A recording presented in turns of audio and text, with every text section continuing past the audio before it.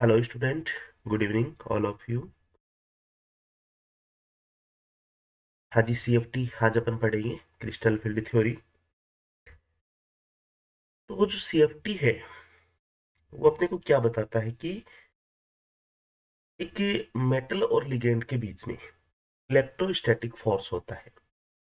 मतलब किसी भी तरह का इंटरमिक्सिंग नहीं होता, किसी भी तरह की ओवरलैपिंग नहीं होती, शेयरिंग नहीं होती। इसमें क्या होता है, मेटल और लिगेंड के बीच में एक इलेक्ट्रोस्टैटिक फोर्स या फिर जिसको अपन आयनिक बॉन्ड बोलते हैं। बेथे एंड वॉन वेक नाम के साइंटिस्ट ने सीएफटी थ्योरी दी थी। तो अकॉर्डिंग टू सीएफटी, सीएफटी क्या कहता है अपने को, सीएफटी का मेन पॉइंट क्या ध्यान रखना है, इलेक्ट्रोस्टैटिक फोर्स। ठीक है, इलेक्ट्रोस्टैटिक फोर्स अपने शब्दों में अपन लिख सकते हैं, according to CFT there is a electrostatic force या इलेक्ट्रोस्टैटिक फोर्स ऑफ अट्रैक्शन बोल सकते हैं in between centre atom and ligand, या फिर डोनर एटम बोल सकते हैं अपन। तो according to CFT there is a electrostatic force of attraction in between center atom and donor atom of the ligand। इसको अपन आयनिक बॉन्ड भी बोलते हैं। आयनिक बॉन्ड प्रेजेंट होता है, electrostatic force of attraction present होता है, और इसमें किसी भी तरह का कोवलेंट बॉन्ड प्रेजेंट नहीं होता है। नो कोवलेंट बॉन्ड अपन बोल सकते हैं। किसी भी तरह की इंटरमिक्सिंग नहीं होती है, किसी भी तरह का इसमें शेयरिंग नहीं होती है, किसी भी तरह की ओवरलैपिंग नहीं होती है। तो इस इलेक्ट्रोस्टैटिक फोर्स की वजह से, ध्यान से सुनना स्टूडेंट, इस इलेक्ट्रोस्टैटिक फोर्स की वजह से जो डी ऑर्बिटल्स है वो क्या हो जाते हैं, डीजनरेट हो जाते हैं। डी ऑर्बिटल डीजनरेट हो जाते हैं।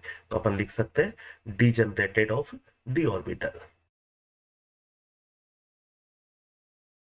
Degenerated of D orbital.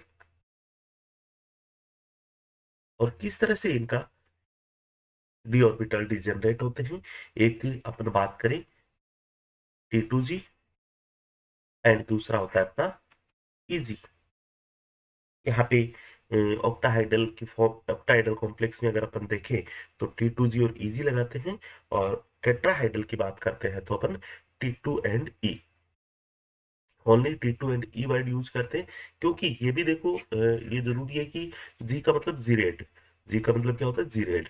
तो ऑक्टाहाइड्रल होता है एक सिमेट्रिक कंपाउंड होता है, तो ये जीरेड होता है, ठीक है, सिमेट्रिक होता है। और टेट्राहाइड्रल होता है सिमेट्रिक कंपाउंड नहीं होता है, एसिमेट्रिक कंपाउंड है। इसके लिए उसमें only T2 and E upon use करते हैं। क्लियर है बात यहाँ तक। T2G में कौन से ऑर्बिटल होते हैं, T2G में अपन बात करते हैं DXY, DXZ एंड DYZ। और इजी में होते हैं DX square dash Y square, and दूसरा होता है DZ स्क्वायर। ये ट्रिपली जनरेट होता है, ट्रिपली डीजनरेट। और इसको अपन बोलते हैं डबली degenerate, Dabali degenerate.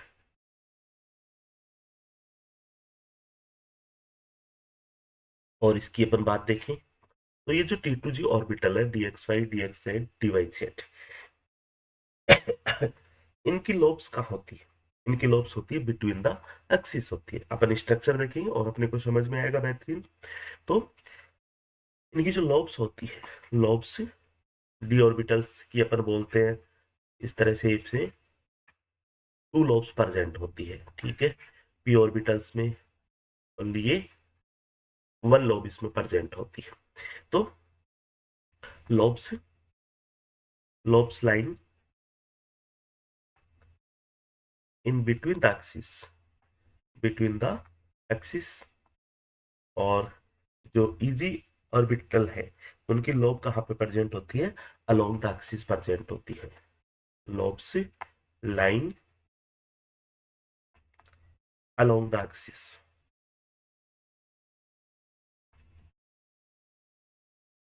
Along the axis. Clear है बात। क्या क्या चीजें अपन ने देखी यहाँ पे? अपन ने देखा कि CFT के अनुसार क्या होता है, according to CFT there is electrostatic force of attraction in between centre atom and donor atom of the ligand. यहाँ पे किसी भी तरह का इंटरमिक्सिंग नहीं होता है, किसी भी तरह का कोवलेंट बॉन्ड नहीं होता है, और इसी आयनिक बॉन्ड के कारण या फिर इलेक्ट्रोस्टैटिक फोर्स ऑफ अट्रैक्शन के कारण डी ऑर्बिटल डीजनरेट हो जाते हैं। टू टाइप से होते हैं, एक इसमें T2G एंड दूसरा EG।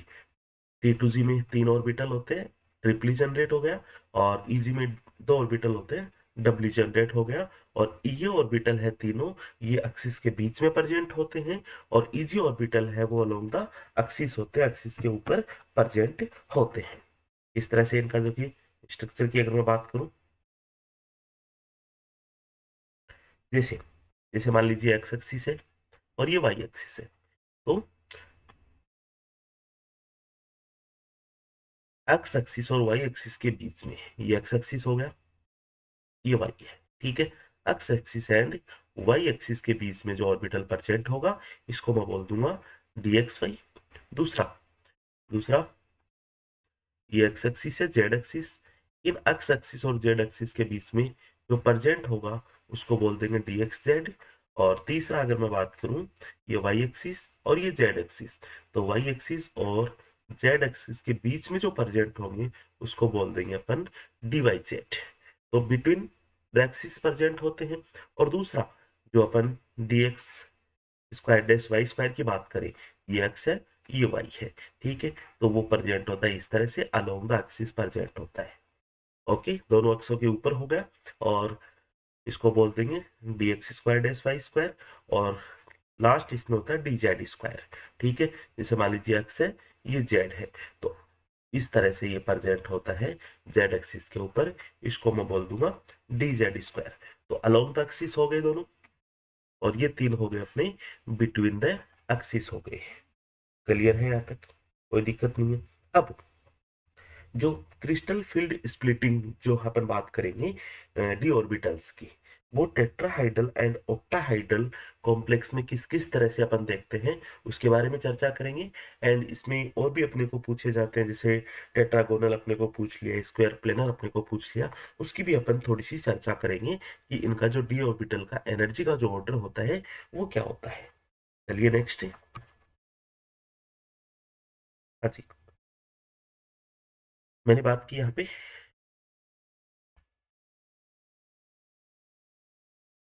ये डी ऑर्बिटल्स है। ओके, अब इन डी ऑर्बिटल से जो अपन डीजनरेट की बात करते हैं, सबसे पहले अपन ऑक्टाहाइडल की बात करें, तो ऑक्टाहाइडल में क्या होता है, T2G ऑर्बिटल की एनर्जी कम होती है,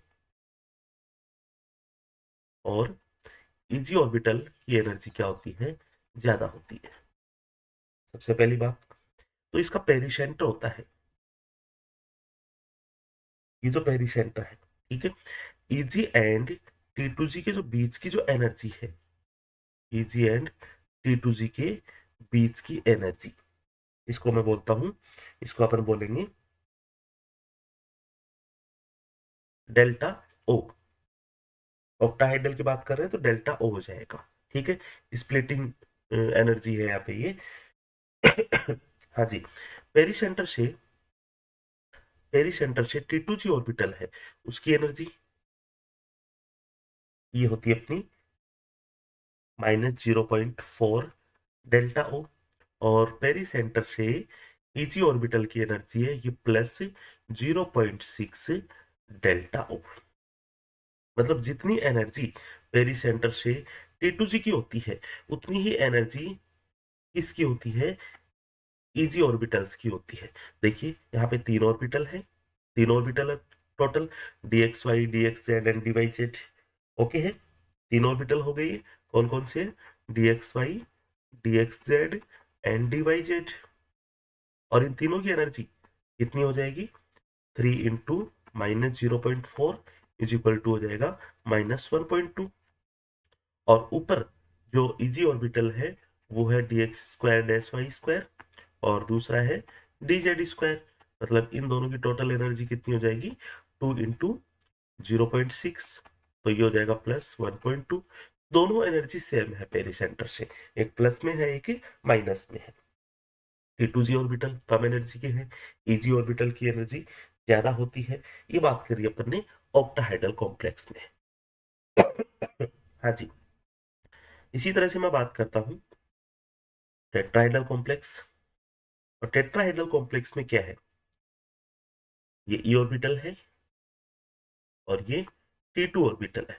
जी यहाँ पे नहीं लगाते हैं, टेट्राहाइड्रल कॉम्प्लेक्स एसिमेट्रिक होता है, अनजीरेड होता है। ठीक है, तो वही बात इसमें, जो पेरी सेंटर है, इस पेरी सेंटर से दोनों ऑर्बिटल्स की, इस पेरी सेंटर से दोनों ऑर्बिटल्स की एनर्जी क्या हो जाएगी, -0.6। इसको बोल देंगे डेल्टा टी, टेट्राहाइड्रल कॉम्प्लेक्स है।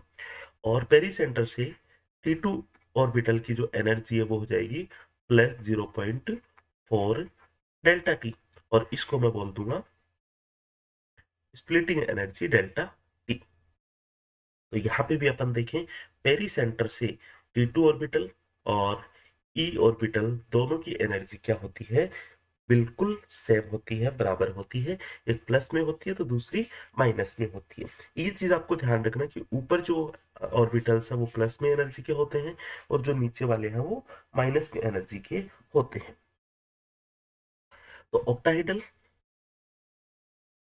और दूसरा क्या हो गया अपना, टेट्राहाइडल हो गया। ये दोनों बिल्कुल सेम सिंपल है, कहीं कोई दिक्कत नहीं। अब बात करते हैं अपन, मान लीजिए कि मैंने ये जो ऑर्बिटल्स है dxy dxz dyz, ठीक है, और dx² y² dz², इन पांचों ऑर्बिटल्स में, इन पांचों ऑर्बिटल्स की एनर्जी बिल्कुल डिफरेंट है। तीन की एनर्जी कम है तो दो की एनर्जी ज्यादा है। क्लियर है यहाँ तक। अब मैं क्या करता हूं, इन ऑर्बिटल्स में जो z ऑर्बिटल है, z ऑर्बिटल, उसको क्या करता हूं मैं, जो सेंटर एटम है उससे दूर ले जाता हूं। इसको क्या कर, जैसे सेंटर एटम है, मेटल है, और ये जो एटम के जो ऑर्बिटल्स है, ठीक है, ये जो ऑर्बिटल्स है, ये मान लीजिए ऑर्बिटल है जेड ऑर्बिटल। इस जेड ऑर्बिटल को क्या कर लेता हूं मैं, इसको दूर ले जाता हूं, ठीक है, इसको दूर ले गए जेड ऑर्बिटल को। अब जैसे जेड ऑर्बिटल दूर होता है, ठीक है, लिगेंड से जैसे ही दूर होता है, तो क्या होता है यहाँ पे इलेक्ट्रोस्टैटिक फोर्स क्या होता है, कम लगता है। और इलेक्ट्रोस्टैटिक फोर्स ऑफ अट्रैक्शन कम लगता है, जिसकी वजह से इसकी एनर्जी क्या हो जाती है, इसकी एनर्जी कम हो जाती है। क्लियर है बात यहाँ तक। इलेक्ट्रोस्टैटिक फोर्स कम रहेगा यहाँ पे, अट्रैक्शन एंड रिपल्सन फोर्स कम रहेगा, जिसकी वजह से जेड ऑर्बिटल की एनर्जी कम हो जाती है। और ये कब हुआ, जब जेड ऑर्बिटल को अपन दूर कर रहे हैं, ठीक है, जेड जेड ऑर्बिटल को अपन मेटल से दूर कर रहे हैं, मतलब वो लिगेंड से भी दूर हो जाएगा। क्लियर है बात। तो जैसे ही अपन ऐसा काम करते हैं तो अपने को क्या देखने को मिलता है, अपने को ये देखने को मिलता है कि ये जो ऑर्बिटल है, ये जो ऑर्बिटल है, इसमें इसका डिजेनरेट हो जाता है वापिस। तो इसमें जो जेड ऑर्बिटल है उसकी एनर्जी कम हो जाती है। तो जेड इसमें दो है, एक dxz और एक dyz। और इसमें, हाँ जी, dxy, ये हो जाएगा dxy हो जाएगा। क्लियर है। इसी तरह से, इसी तरह से ये जो इजी ऑर्बिटल है, इजी ऑर्बिटल है, इसमें भी जो जेड वाला है उसकी एनर्जी कम हो जाती है। तो ये dz², और ये हो जाएगा अपना dx² डैश y²। क्लियर है बात। सबसे ज्यादा एनर्जी का यहाँ पे अब ऑर्बिटल कौन सा है, dx² डैश y², ठीक है, मतलब dx² डैश y²। उससे बाद में कम एनर्जी का कौन सा है, dz²। उससे कम एनर्जी का dxy।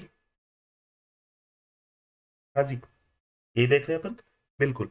उससे कम एनर्जी का कौन सा है, dxz। और ये बिल्कुल सिमिलर होगी dyz की। और इस टाइप का जो कॉम्प्लेक्स है उसको अपन बोल देंगे टेट्रागोनल। आपको अगर पूछ लिया जाए एग्जाम में टेट्रागोनल कॉम्प्लेक्स के लिए डी ऑर्बिटल की स्प्लिटिंग जब होती है तो उनका एनर्जी ऑर्डर क्या होता है, तो एनर्जी ऑर्डर ही अपने सामने है। अब मैं एक बात और करता हूं कि ये जो जेड ऑर्बिटल था, ये जो जेड ऑर्बिटल अपन ने दूर किया, इसको मैं बहुत ज्यादा दूर कर देता, इसको अनंत दूर कर देता, इनफाइनाइट दूर कर देता, बहुत ज्यादा दूर कर देता, तो क्या होता कि यहाँ पे इलेक्ट्रोस्टैटिक फोर्स बहुत कम हो जाता, मतलब बिल्कुल नाम मात्र का, होता ही नहीं, लगता ही नहीं। तो इसकी एनर्जी और भी ज्यादा डाउन हो जाती, और इतनी ज्यादा डाउन हो जाती, इतनी ज्यादा डाउन हो जाती कि इसकी एनर्जी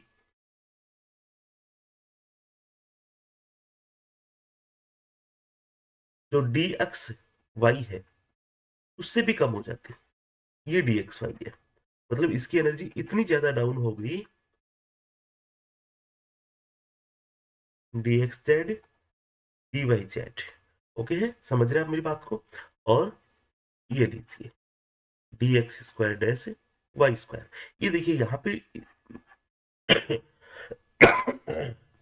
जेड की एनर्जी और भी कम होगी, ये अपन ने दिखा दिया, ठीक है। और यहाँ पे भी जेड की एनर्जी और भी कम हो जाएगी, कितनी कम होगी, डी एक्स वाई से भी कम हो जाएगी, क्रॉस हो गया इसको भी। और एक एनर्जी का एक नया पैटर्न बन गया, इसको अपन बोलते हैं स्क्वायर प्लेनर, इसको बोलते हैं स्क्वायर प्लेनर, ठीक है। तो स्क्वायर प्लेनर के लिए जो एनर्जी का ऑर्डर होगा वो हो जाएगा D X square dash Y square, D X Y D Z square and D X Z और डी वाई जेड। ये अपने को एनर्जी का ऑर्डर मिलेगा, और ये मिलेगा स्क्वायर प्लेनर के लिए। तो आपको दो बात ये भी पूछी जा सकती है, जरूरी नहीं आपको ऑक्टाहेड्रल टेट्राहेड्रल का पूछ लीजिए, ऑक्टाहेड्रल सबको पता है। ऑक्टाहेड्रल के लिए बात करेंगे तो क्या होगा अपना, टी टू जी ज्यादा होगा इजी से, और टेट्राहेड्रल की बात करेंगे तो क्या होगा, ई ज्यादा होगा, सॉरी अपने गड़बड़ कर दिया इसको,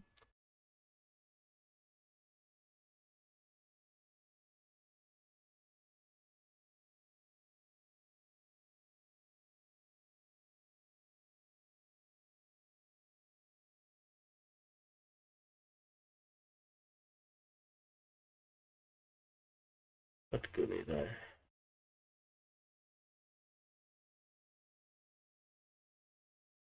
हाँ जी, ऑक्टाहेड्रल में, ऑक्टाहेड्रल में ईजी की ज्यादा है टी टू जी से, एंड टेट्राहेड्रल में टी टू ज्यादा है ई से।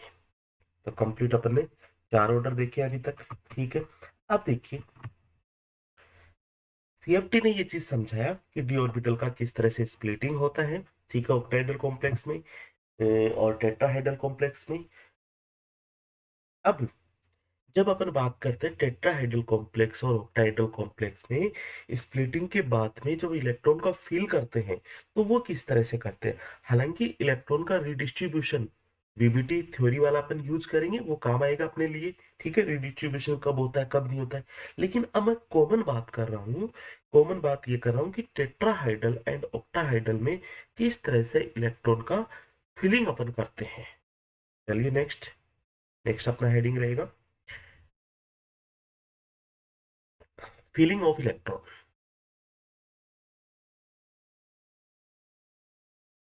फीलिंग ऑफ इलेक्ट्रॉन,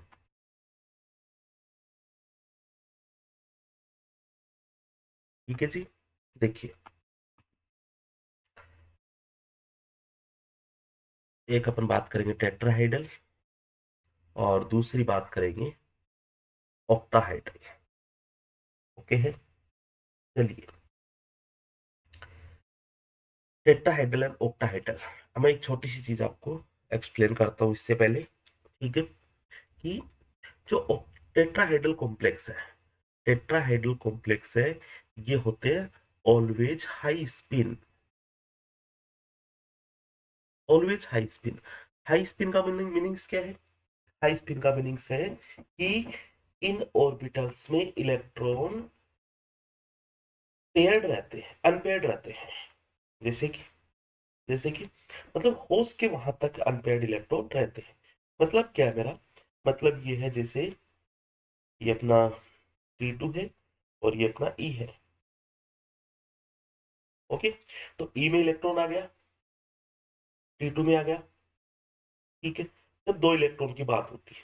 अब मैं ये कह रहा हूँ कि दोनों इलेक्ट्रॉन, एक इलेक्ट्रॉन जब अपन फील करते हैं तो ई में कर दिया अपन ने, और दूसरा इलेक्ट्रॉन मेरे को इसी में नहीं करना है, दूसरा इलेक्ट्रॉन यहाँ पे ही करना है मेरे को, मतलब हाई स्पिन इसको अपन बोलते हैं, जिसकी स्पिन मल्टीप्लिसिटी ज्यादा से ज्यादा होती है, और इन स्पिन मल्टीप्लिसिटी है ज्यादा कब होगी, नंबर ऑफ अनपेयर्ड इलेक्ट्रॉन ज्यादा होंगे।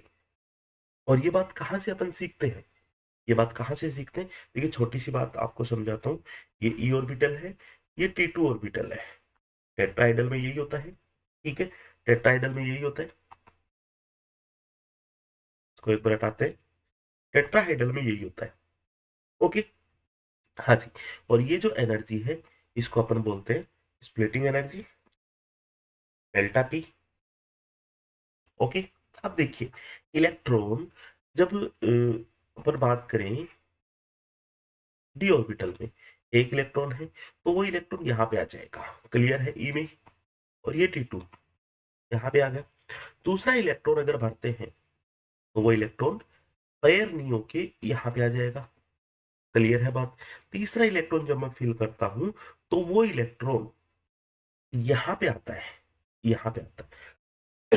दैट मीन्स इससे अपन क्या देखेंगे, तीसरा इलेक्ट्रॉन अगर ई में ही रहता, तीसरा इलेक्ट्रॉन अगर ई में ही रहता, कैसी स्थिति बनती, ये स्थिति बनती, और तीसरा इलेक्ट्रॉन T2 में है तो ये स्थिति अपने सामने है, ओके। अब इससे ये अपने को पता चल रहा है कि जब इलेक्ट्रॉन पेयर होता है तो जो एनर्जी अपने को रिक्वायरमेंट होती है वो होती है अपनी पेयरिंग एनर्जी। और जब इलेक्ट्रॉन ऊपर जाता है, जब इलेक्ट्रॉन ऊपर जाता है, T2 में जा रहा है, ठीक है, थर्ड इलेक्ट्रॉन T2 में जब जा रहा है तो इसके लिए रिक्वायरमेंट होती है स्प्लिटिंग एनर्जी की।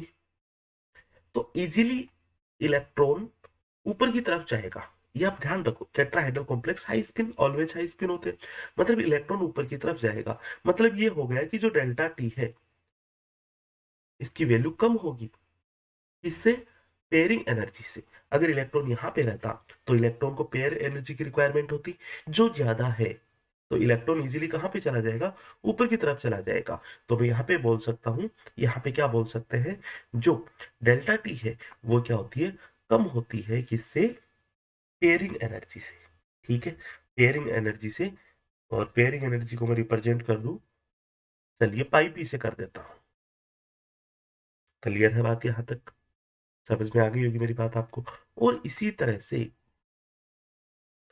जो ऑक्टाहाइडल कॉम्प्लेक्स है, ये क्या होते हैं, हाई स्पिन भी होते हैं और लो स्पिन भी होते हैं, हाई स्पिन भी होते हैं और लो स्पिन भी होते हैं। मतलब इनमें क्या होता है, जो डेल्टा है वो ज्यादा है ई से, अगर डेल्टा ओ ज्यादा है मतलब स्प्लिटिंग एनर्जी ज्यादा है, इससे पेयरिंग एनर्जी से पी बोल दूं, ठीक है, या फिर पाई पी बोल दूं, कोई दिक्कत नहीं है अपने लिए, ठीक है, पाई पी।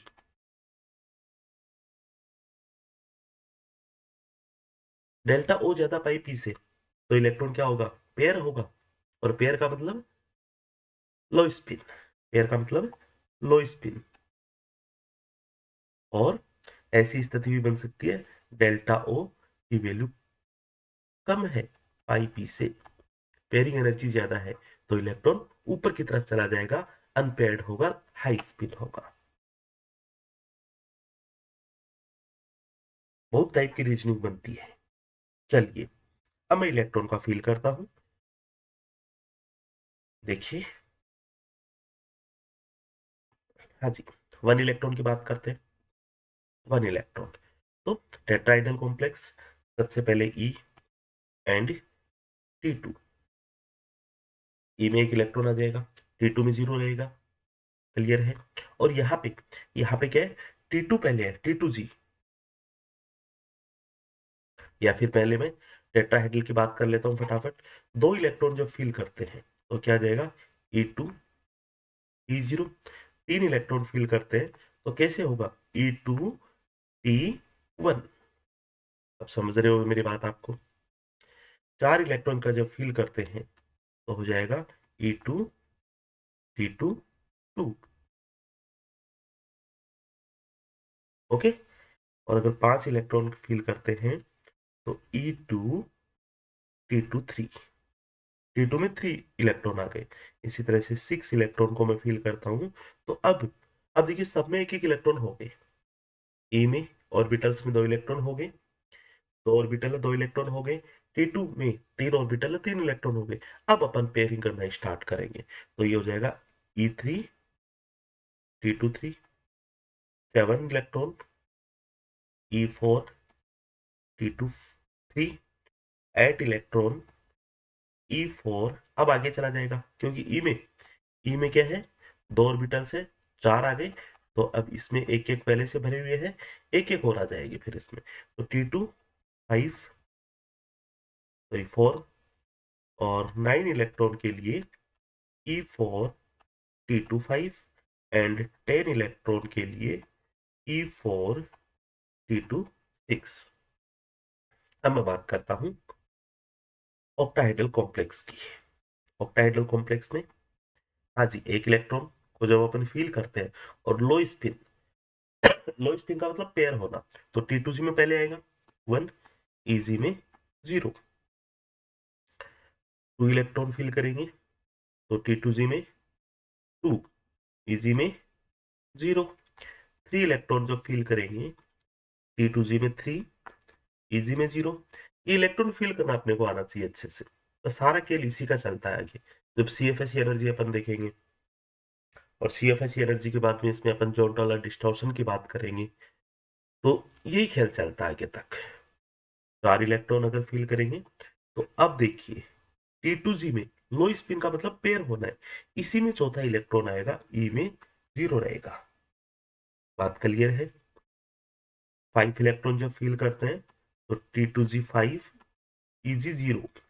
6 electron T2G 6, EG 0। और 7 इलेक्ट्रॉन को कैसे भरेंगे, T2G 6, 6 इलेक्ट्रॉन कंप्लीट फिल हो गए। अब EG में 1 इलेक्ट्रॉन आ जाएगा। 8 इलेक्ट्रॉन की बात करें तो T2G 6, EG 2, 9, तो T2G 6, EG 3। और 10 इलेक्ट्रॉन तो हो जाएगा T2G 6, EG 4। ये लीजिए। और हाई स्पिन की जैसे मैं बात करता हूं, तो ये होगा अपना T2G 1, EG 0, 1 इलेक्ट्रॉन। 2 इलेक्ट्रॉन के लिए T2G 2 और EG 0। यही तो चलता है। फिर T2G नीचे है, EG ऊपर है ऑक्टाइडल में। एक एक एक हाई स्पिन में अब चौथा इलेक्ट्रॉन यहाँ पे जाएगा। क्लियर है मुद्दा। तो T2G 3, EG 0, और यहाँ पे T2G 3, EG 1। देखो दोनों में डिफरेंस, समझ में आ गई बात। 5 इलेक्ट्रॉन भरेंगे अपन T2G 3, EG 2, 6 को भर देंगे। अब देखिए सब में एक एक इलेक्ट्रॉन आ गया। अब अपन पेयर करना स्टार्ट करेंगे। T2G 4, EG 2, T2G 5, EG 2, T2G 6, EG 2। अब T2G में 6 इलेक्ट्रॉन फिल हो गए। अब मैं बात करूंगा T2G 6, EG 3, एंड 10 इलेक्ट्रॉन जब भरेंगे तो ये लीजिए, ये आ गया अपना। यहाँ तक बात समझ में आई? बिल्कुल कोई दिक्कत नहीं होनी चाहिए। अब देखिए कुछ स्टेटमेंट्स भी अपने को पता होना चाहिए जब इतना अपन ने देखा तो। सबसे पहली बात, tetrahedral complex is always high spin complex, because क्या होता है इसमें, जो पेयरिंग एनर्जी है उसकी वैल्यू कम होती है स्प्लिटिंग एनर्जी से, बस। In tetrahedral complex wound multiplicity principle not violate, wound multiplicity principle not violate. और टेट्राहाइड्रल कॉम्प्लेक्स की बात कर रहा हूँ कि वुंड मल्टीप्लिसिटी जो प्रिंसिपल होता है उसका उल्लंघन नहीं होता है, नॉट वायलेट होता है। और वो क्या कहता है अपने का, सबसे पहले इलेक्ट्रॉन अपन एक एक ऑर्बिटल में एक एक इलेक्ट्रॉन भरेंगे, देन उसके बाद में अपन इलेक्ट्रॉन का पेयर करेंगे, तो हाई स्पिन। यही बात अपने को बोलता है जो टेट्राहाइड्रल कॉम्प्लेक्स के लिए लागू होती है। और ऑक्टाहाइड्रल कॉम्प्लेक्स में भी जो हाई स्पिन है वहां पे भी Hund multiplicity principle not violate, जबकि ऑक्टाहेड्रल कॉम्प्लेक्स के लो स्पिन में वुंड मल्टीप्लिसिटी वायलेट हो जाता है, क्योंकि यहाँ पे इलेक्ट्रॉन को अपन पेयर करने लग जाते हैं। और हाई स्पिन में इलेक्ट्रॉन को पहले एक एक ऑर्बिटल में एक एक इलेक्ट्रॉन को फिल करते हैं, देन उसके बाद में अपन पेयर करते हैं। तो क्लियर है मेरी बात, समझ में आई होगी आपको। ठीक है, अब बात करते हैं अपन C F S E energy. C F S E energy फॉर्मूले आपको ध्यान रखना है। C F S E crystal field stabilisation energy, crystal field stabilisation energy. तो देखिए इसको अपन कैसे ध्यान रखें ऑक्टाहेड्रल के लिए, सीएफएससी ऑक्टाहेड्रल के लिए। हाँ जी, ऑक्टाहेड्रल में क्या है, ये T2G और ये EG, यही है। ये पेरीसेंटर, इसकी एनर्जी और इसकी एनर्जी, ये क्या है -0.4 और ये +0.6 डेल्टा ओ।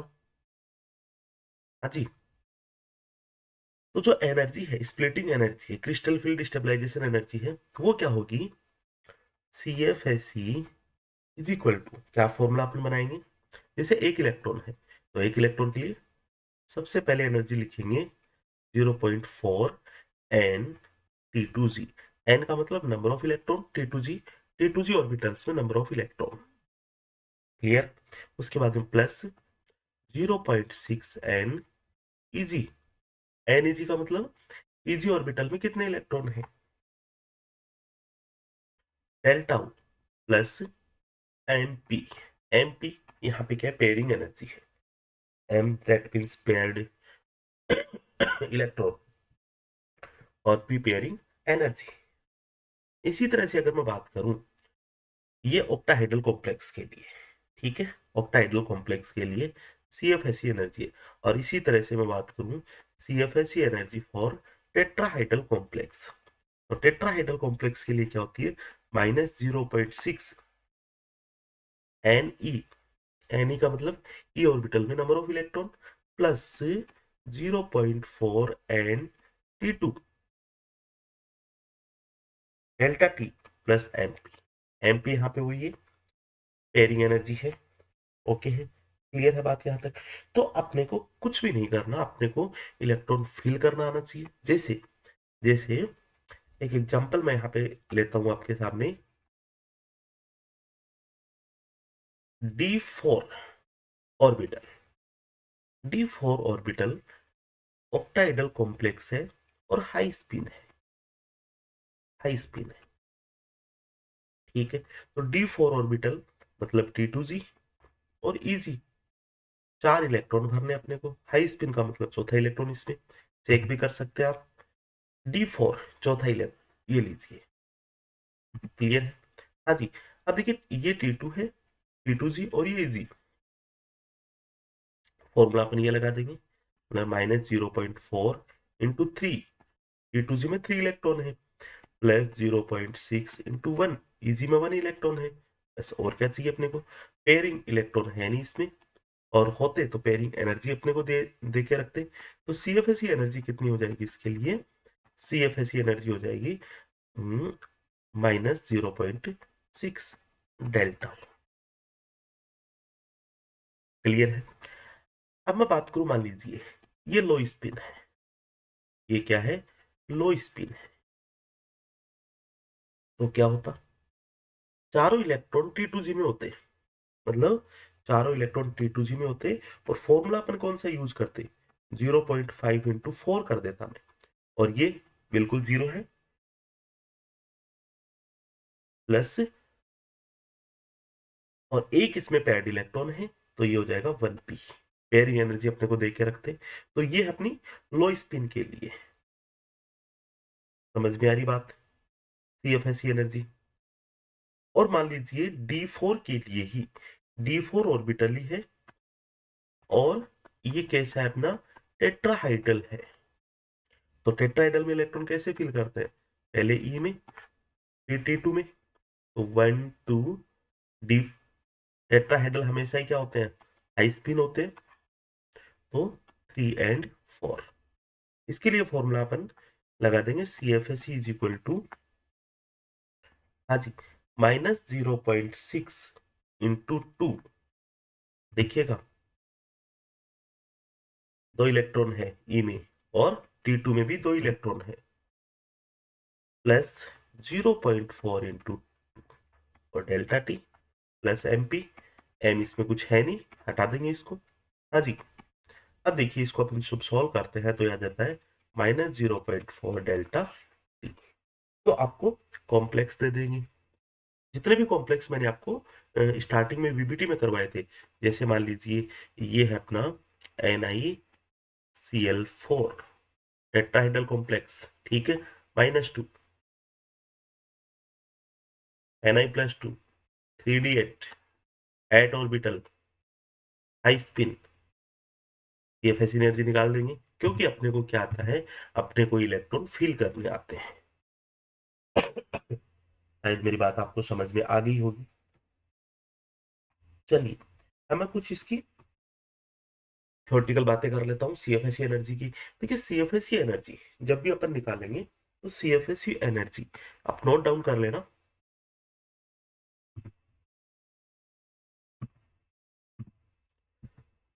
हाँ जी, CFSE फीचर्स ऑफ CFSE, ठीक है।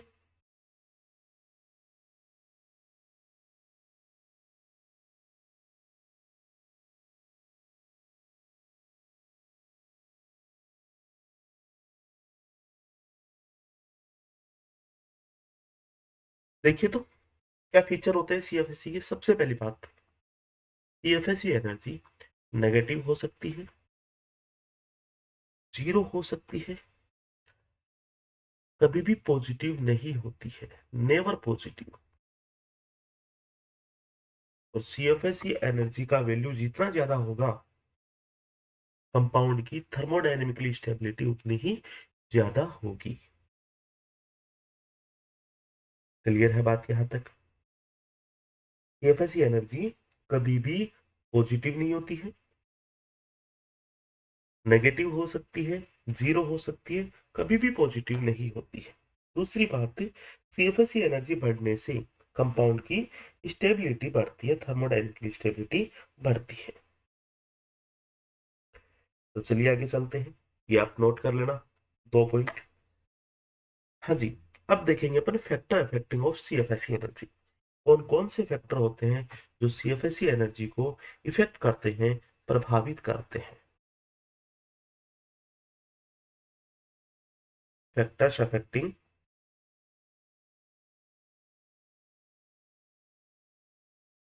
ऑफ CFSE एनर्जी, इंपॉर्टेंट चीज है, देखिएगा। सबसे पहले मैं बात करता हूं nature of centre atom. Nature of centre atom, देखिए जो मेटल है उनकी बात करते हैं तो इसमें अपन 3 फैक्टर देखेंगे। प्रिंसिपल क्वांटम नंबर,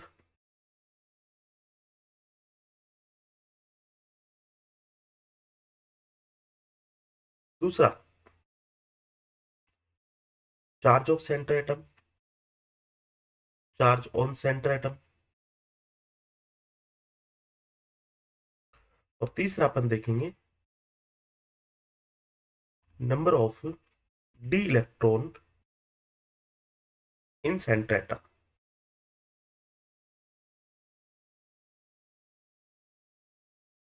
चलिए तो प्रिंसिपल प्रिंसिपल क्वांटम नंबर, हाँ जी, सेंटर एटम कुछ भी हो सकता है, जैसे निकल हो गया, आयरन हो गया, ठीक है, कोबाल्ट हो गया, प्लेटिनम हो गया, पैलेडियम हो गया, कोई भी हो सकता है अपना सेंटर एटम।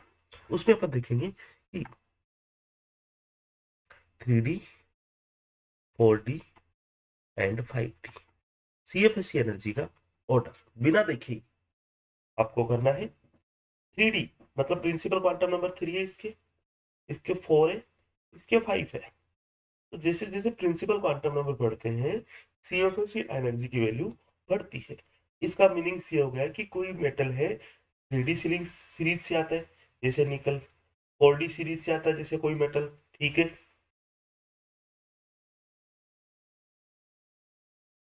जैसे अपना आ जाएगा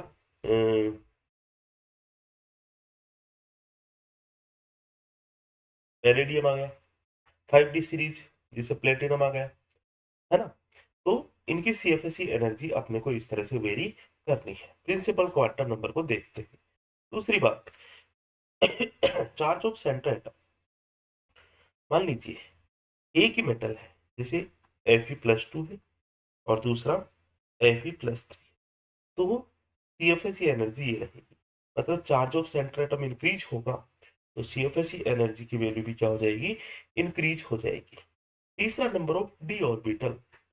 और ये कब चेक करना है, जैसे मान लीजिए Fe+2 है और CO+2, डी ऑर्बिटल्स इसमें ज्यादा है, CO+2 में ज्यादा है। और डी इलेक्ट्रॉन जिसमें ज्यादा होंगे उसकी सीएफएसई एनर्जी कम होगी। ये लीजिए 3 फैक्टर मैंने आपको बताया। पहला फैक्टर, प्रिंसिपल क्वांटम नंबर की क्या होता है, प्रोपोर्शनल होती है। चार्ज सेंटर एटम के भी प्रोपोर्शनल होती है, चार्ज बढ़ेगा तो सीएफएसई बढ़ेगी, लेकिन सेम मेटल होने चाहिए। दूसरा, अगर डिफरेंट मेटल है तो अपन क्या चीज चेक करेंगे उसमें, जैसे डी ऑर्बिटल्स बढ़ेंगे तो उसका क्या होता है, इनवर्सली प्रोपोर्शनल होती है सीएफएसई एनर्जी। डी ऑर्बिटल बढ़ेंगे तो सीएफएसई एनर्जी कम हो जाएगी। ये अपन देखेंगे सेंटर एटम से, तीन ही तरह की चीज मिलेगी। दूसरा दूसरा मैं बात करता हूँ नेचर ऑफ लिगेंड की, फैक्टर इफेक्टिव में। नेचर ऑफ लिगेंड,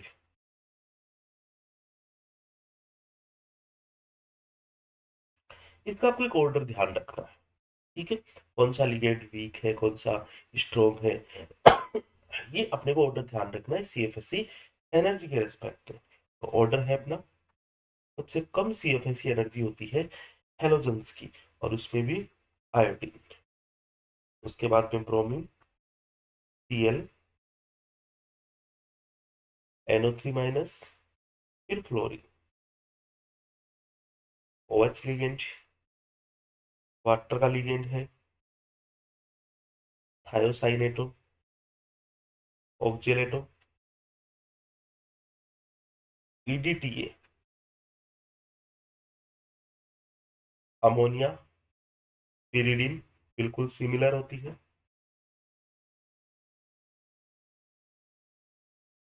SO3-2, डाइपिरिडीन,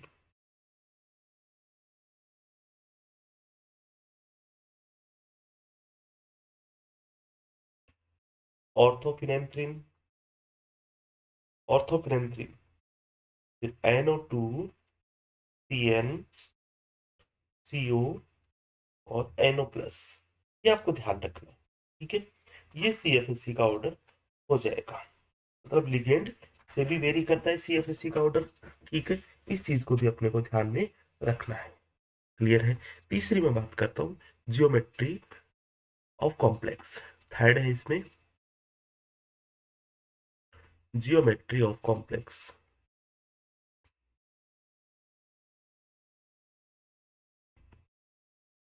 तो क्या होता है सीएफएससी, सबसे कम सीएफएससी होता है टेट्राहाइड्रल का, उसके बाद में ऑक्टाहाइड्रल, और सबसे ज्यादा होता है स्क्वायर प्लेनर का होता है।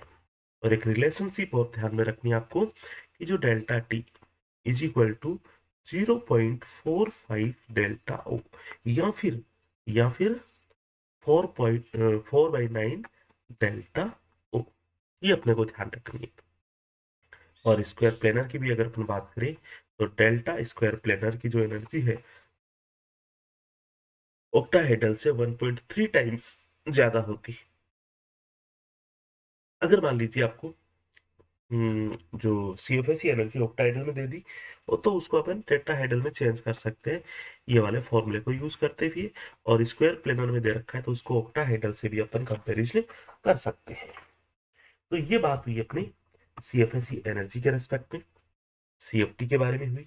अब इसका आगे का जो पोर्शन अपना चलेगा वो चलेगा जॉन टेलर डिस्टॉर्शन। क्या होता है सिंपली अगर आपको बताऊं मैं, तो जो इलेक्ट्रॉन्स अपन फील कर रहे हैं, तो एसिमेट्रिक इलेक्ट्रॉन का जो फीलिंग है वहां पे जॉन टेलर डिस्टॉर्शन क्रिएट होता है। तो आपको क्या क्या चीजें ध्यान रखनी है, इन चीजों पे फोकस करना है जो अभी तक मैंने आपको बताया है। मेनली इसमें आपको ध्यान रखना है कि इलेक्ट्रॉन की अपन फीलिंग किस तरह से करते हैं। भाई टेट्राहेड्रल में कर दो, ऑक्टाहेड्रल में कर दो, टेट्राहेड्रल में ऑलवेज हाई स्पिन, पेड करना ही नहीं है जब तक जरूरत ना पड़े। ऑक्टाहाइडल में लो स्पिन भी होता है तो हाई स्पिन भी होता है। अच्छा, लो स्पिन, दैट मीन्स के इलेक्ट्रॉन का पेयरिंग। अब पेयरिंग को आप यूज करना किससे, रीडिस्ट्रीब्यूशन से। मतलब यहाँ पे वो पांचों लिगेंड आएंगे जो अपन ने वीबीटी में देखे थे, फ्लोरीन, क्लोरीन, ब्रोमीन, आयोडीन और वाटर। क्लियर है मुद्दा? चलिए नेक्स्ट अपन बात करेंगे कल की क्लास में जॉन टेलर डिस्टॉर्शन। आज केवल इतना ही रखेंगे। Thank you so much, have a good day.